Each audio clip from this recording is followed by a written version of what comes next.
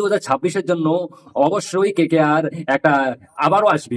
IPL 2026-এ, মানে 2026-এ Kolkata night Riders তাদের মানে নিজস্ব আবারও শক্তিশালী দল গঠন করবে, সেটা 2000 যেমনটা আইপিএল 2024-এ করেছিল।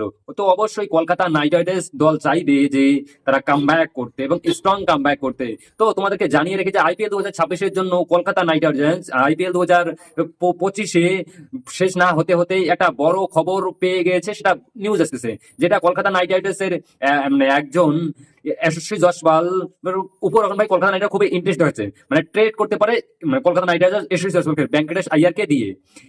রেজাল্ট প্রথম কথা হলো যে ভেঙ্কটেশ আইয়ারের একটা সিজন খারাপ গিয়েছে এমনটা না, না দল কিনবে না। আর রাজস্থান অবশ্যই ট্রেড করতে চাবে ভেঙ্কটেশ আইয়ারকে। আর একটা বড় কারণ হচ্ছে যে অলরেডি সূর্যবংশী উপরে কিন্তু ভাই মানে ইনভেস্ট করতে চলে সূর্যবংশী উপরে। দেখা যাচ্ছে যে লেফট রাইট একটা কম্বিনেশন রয়েছে।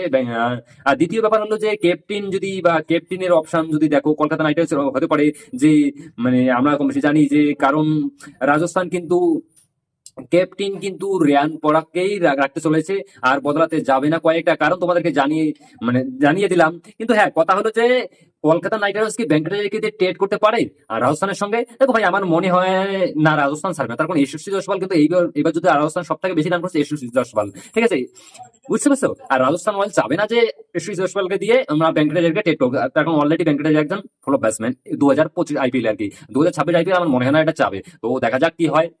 আর দেখো, আর একটা কথা হলো যে কি ভেঙ্কটেশকে কেকেআর কি দলে রাখবে? আমার মনে হয় যে দলে রাখতে পারে। তখন ভেঙ্কটেশ একটা সিজন খারাপ গিয়েছে, বাকি সিজন তো খারাপ যায়নি আমরা তো দেখি।